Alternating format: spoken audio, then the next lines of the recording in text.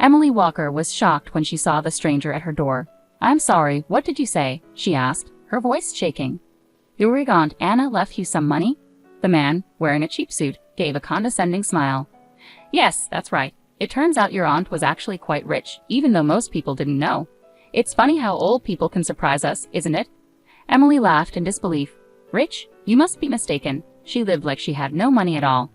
"Well, whether you believe it or not," the man said with a shrug, "you need to be at the reading of her will this Friday at 3 p.m.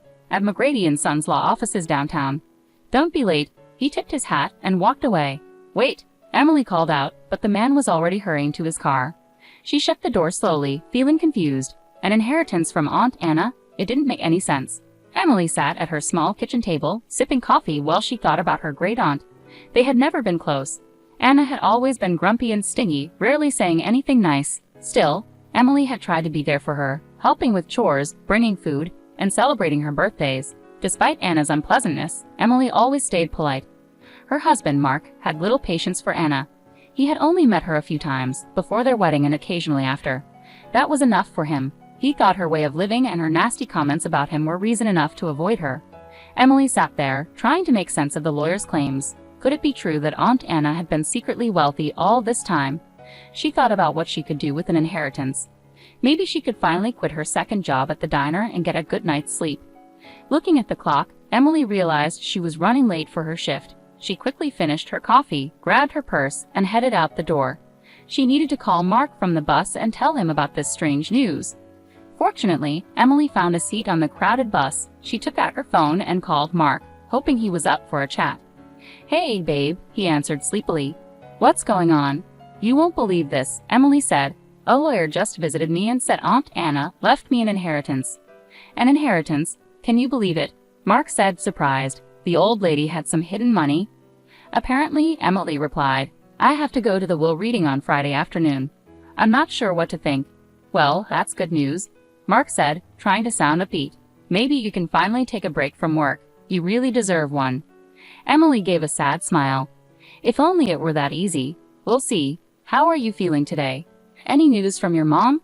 Mark's mother, Linda, worked at Mercy Hospital and was trying to get him seen by specialists for his ongoing health issues.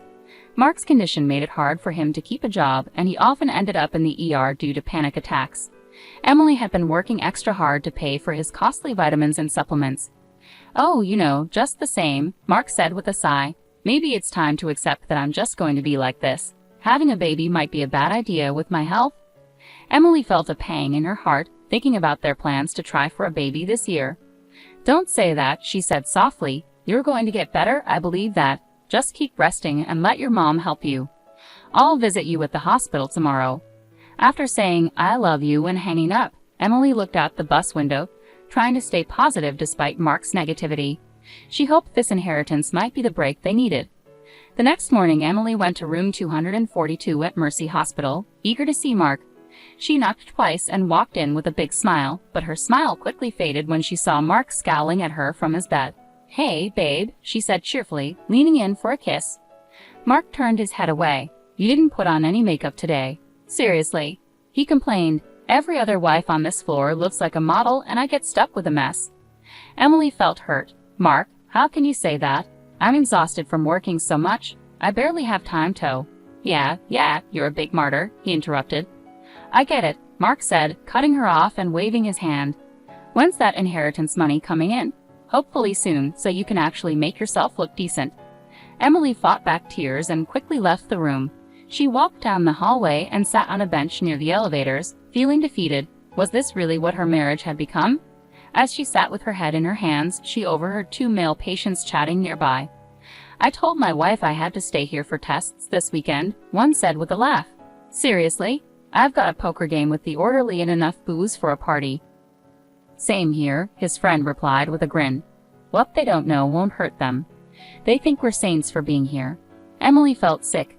Was this how all men acted behind closed doors? She shook her head, telling herself that Mark wasn't like that. He was just grumpy from being stuck in the hospital. Taking a deep breath, she dried her eyes and stepped out into the sunlight. Tomorrow was the big day, and she needed to stay focused. Friday morning was clear and crisp. Emily woke up early, determined to clean the apartment before Mark came home on Monday. She still found it hard to believe she might be getting an inheritance. Her family had never had much money, but maybe this was the fresh start they needed. She arrived at the lawyer's office an hour early and was greeted by a friendly receptionist who led her to a plush waiting room. "Coffee?" the young woman asked. "Yes, please," Emily said, grateful.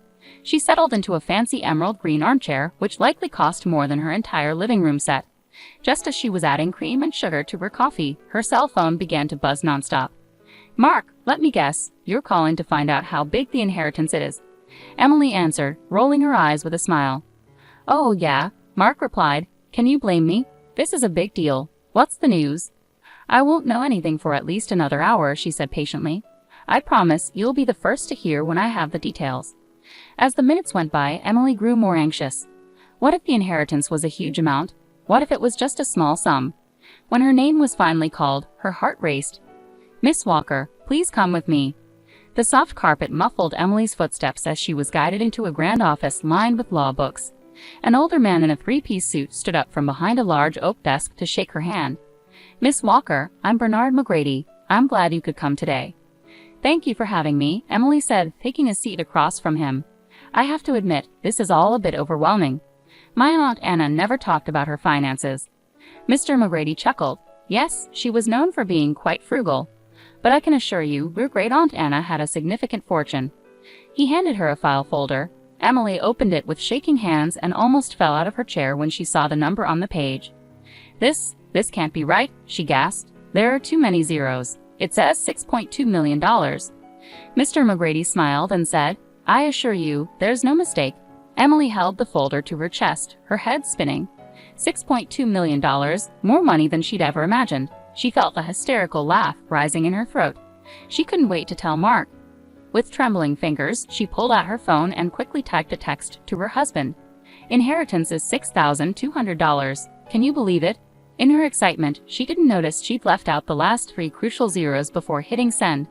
Unable to stay any longer, Emily made a quick excuse about needing to process the news and hurried out of the office, clutching the folder with her new future in her arms. She needed to see Mark immediately and share this life-changing news. He was going to be stunned. Skipping the bus, Emily grabbed a cab and told the driver to head to Mercy Hospital. She fidgeted anxiously as they drove through the city, eager to get there. When they arrived, she threw a handful of cash at the driver and rushed inside, taking the stairs 2 at a time to the second floor, thrilled to share their incredible news with Mark.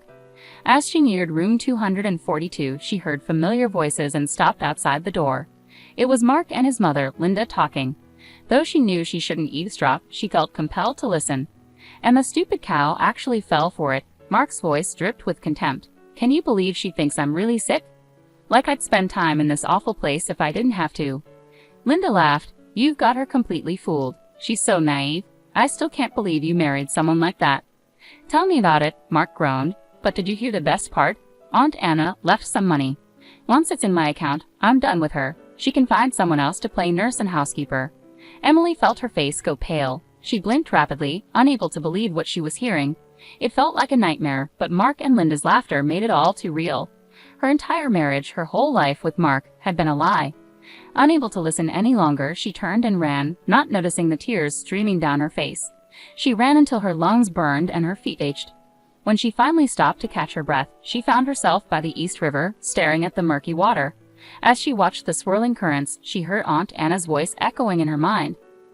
"That boy is a lazy freeloader who'll drain you dry," Aunt Anna had warned Emily after meeting Mark.